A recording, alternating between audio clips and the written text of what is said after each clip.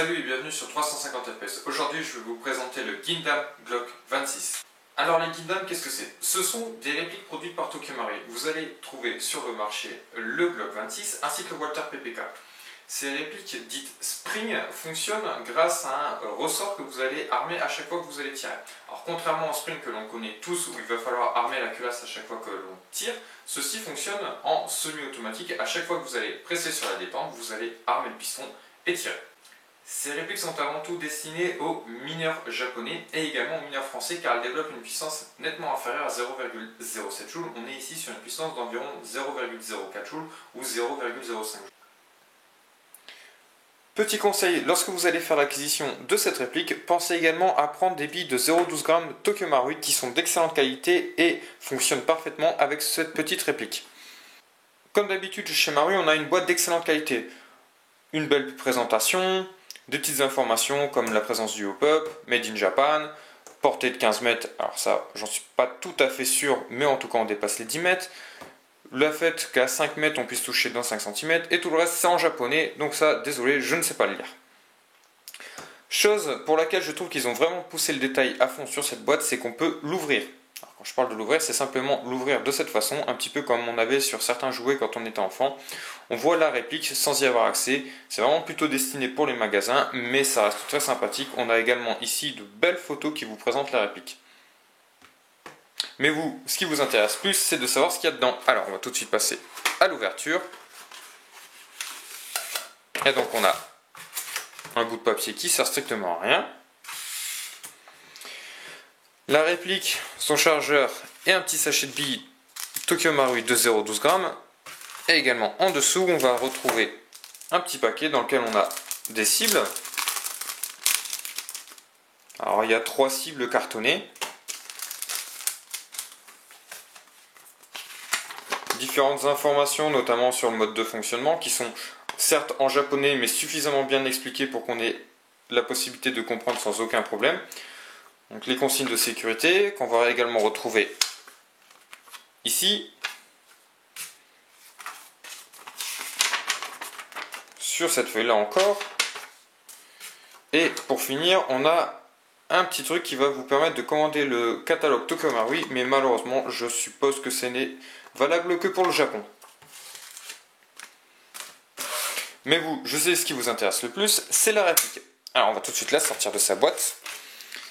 Elle est vendue, ou plutôt elle est mise avec un bouchon de canon, donc ça c'est souvent le cas pour les répliques japonaises.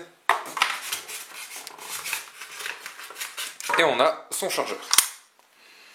Alors je ne sais pas si ça va bien se voir sur la vidéo, mais on va trouver les marquages Glock 26, Austria 9x19, ici le petit marquage Glock, voilà, au dos des gravures sur la culasse et la chambre, comme d'habitude Made in Japan, ASGK, Tokyo Marui, Ko, nanana, encore des petits trucs là, calibre 6 mm, safety air gun, enfin bref, un petit peu tout ce qu'on a l'habitude de trouver sur un Tokyo Marui.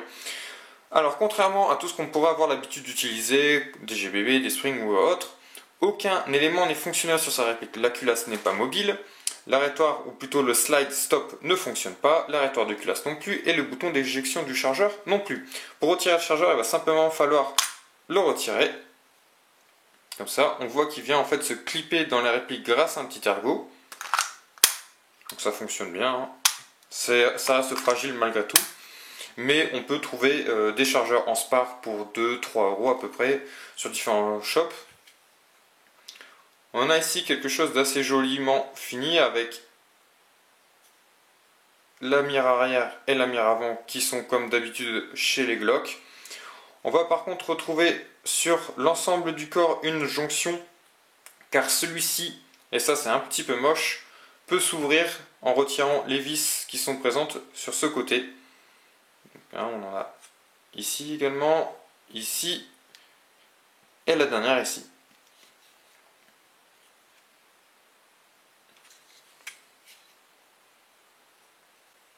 Comme vous pouvez le constater ici, nous allons retrouver le puits de chargement qui va amener les billes directement au canon. Donc cette pièce-là. À chaque fois que vous allez tirer sur la détente, donc puisqu'on tire, effectivement celle-ci fait un mouvement horizontal, donc dans ce sens-là, vous allez tirer également le canon qui va chambrer une bille à l'intérieur, également sur le piston qui se trouve juste ici, et lorsque vous arrivez en fin de course, le piston est relâché et le tir se fait. A noter que tout est en ABS, ceci est la seule partie en métal de la réplique. Évidemment, à l'exception des ressorts.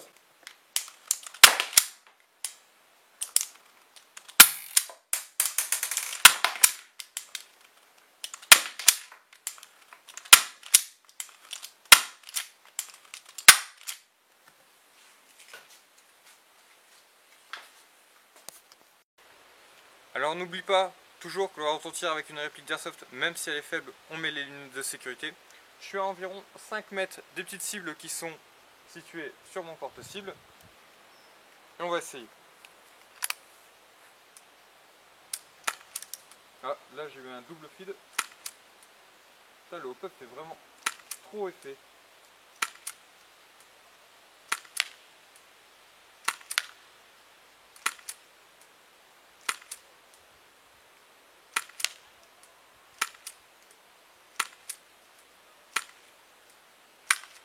Alors, j'ai peut-être pas tout touché, mais ça reste quand même assez précis. Il faut savoir que la cible fait à peu près au total le carré 40 cm et les petites cibles elles doivent faire 3 cm de large.